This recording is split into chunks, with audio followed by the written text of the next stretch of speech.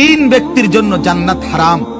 এক, মুদমিনু খামরিন, যে মদ খায়, নেশা করে, নেশাখোরের জন্য জান্নাত হারাম।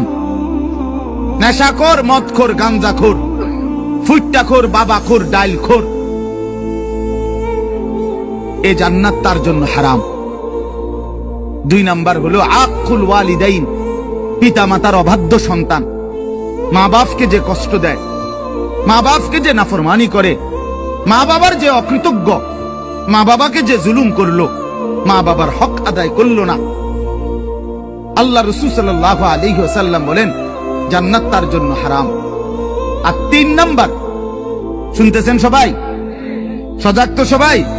তিন নাম্বার ওয়াদাইয়ুস, রাসূলুল্লাহ বলেন দাইয়ুসের জন্য জান্নাত হারাম।